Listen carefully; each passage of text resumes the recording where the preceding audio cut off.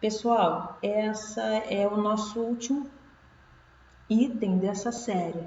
A gente já falou de leis de Newton, a gente falou interação entre blocos, a gente falou de força de tração, máquina de atitude, plano inclinado e agora a gente encerra falando de problemas no elevador, tá? Então eu separei aqui 4 casos para a gente poder estar analisando. O primeiro caso, pessoal, é quando a pessoa, imagine que isso aqui é um elevador e aqui é uma balança. Vamos analisar que o elevador ele está subindo. Então, no primeiro caso, o elevador está subindo. Então, se o elevador está subindo, na balança eu tenho, quando a pessoa sobe na balança, eu tenho a força peso atuando na balança e tenho, a balança está apoiada no plano, então eu tenho a força normal. Quando o elevador está subindo, essa força normal, ela está empurrando essa balança para o alto. Então, a força normal aqui vai ser maior que a força peso. Então, a força normal menos a força peso vai ser igual à minha força resultante. Joga essa força peso para lá, a normal vai ser a força resultante mais a minha força peso. Então, a força normal vai ser a massa vezes a aceleração mais a minha força peso. Então, essa é a minha primeira equação. No segundo caso, o elevador está descendo. O elevador está descendo, então a aceleração dele é para baixo. Então, novamente, tem uma pessoa em cima da balança e eu tenho uma força peso exercendo na balança, que é a força da pessoa, a força peso da pessoa e a força normal empurrando essa balança para fora, tá? Então, essa é o sistema de forças que está atuando nessa balança. Quando o elevador está descendo, essa força peso, ela fica maior que a normal. Então, no sistema de equação, vai ficar assim, ó. Força peso menos a força normal igual a minha força resultante. A força normal vai ficar a força resultante menos a força peso, tá? Que ela é positiva, vai para lá negativa. Então, a força normal vai ser massa vezes aceleração, vezes a minha aceleração menos a minha força peso. Então, tá aí a minha equação, tá? No caso 3, se o elevador estiver em movimento retilíneo uniforme ou em repouso, o que vai acontecer? A pessoa continua aqui, ó, no elevador, mesma pessoa, tá, pessoal? Então, eu tenho uma força peso e tenho uma força normal, ok?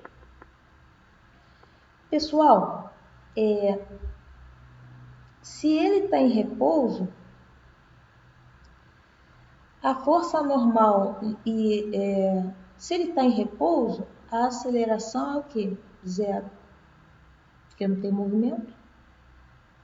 E se ele está em MRU? MRU, movimento retilíneo uniforme, a velocidade é o quê? Constante. E velocidade constante me dá o quê? Uma aceleração de 0.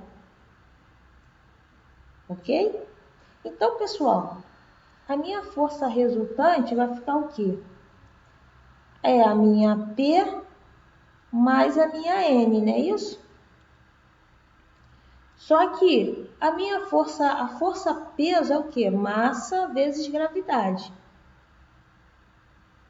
Gravidade eu tenho, ok. Mas é a força normal, né? Massa vezes aceleração. Só que a minha aceleração ela não é zero. Se a minha aceleração é zero, zero tudo isso aqui.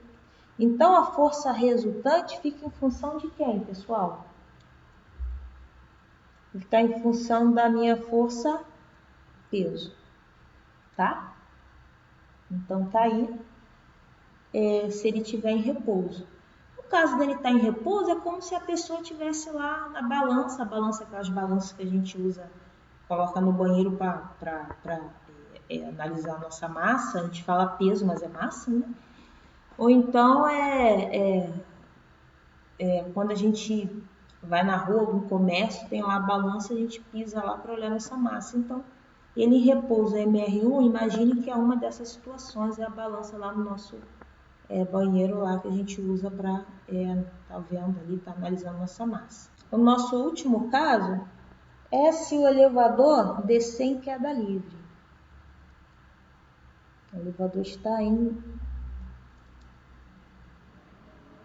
Deixa eu escrever de preto. O elevador está em queda livre. Opa! Pronto. Pessoal, quando o elevador ele se desprende lá do cabo lá, que imagino que é uma das piores situações que uma pessoa pode viver, e ele começa a cair em queda livre, o que vai acontecer, pessoal? A gravidade, a força, a aceleração do sistema vai ser a mesma aceleração da gravidade, que é 10 metros por segundo ao quadrado.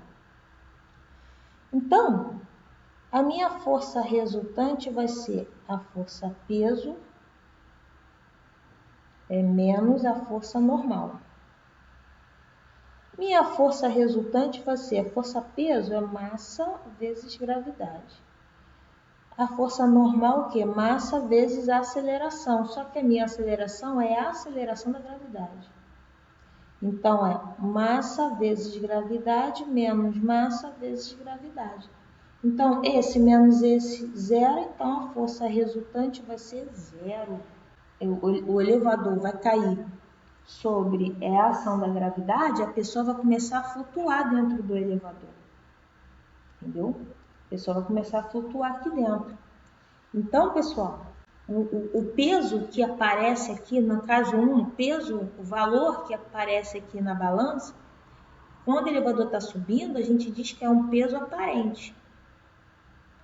Aqui, quando ele está descendo também, porque tem ações externas que estão influenciando nesse valor aqui, como a gente já analisou. Quando ele está em repouso, o peso aparente vai ser a mesma força P, o mesmo peso P, ok? E quando ele está em queda livre, o peso aparente dele vai ser nulo, porque ele não vai nem sequer ficar em pé aqui, ele vai ficar flutuando, ok? Ele não vai conseguir ficar em pé aqui, tá? A NASA tem eu vou deixar aí na descrição do vídeo, um experimento que a NASA fez, que simula uma situação sem gravidade.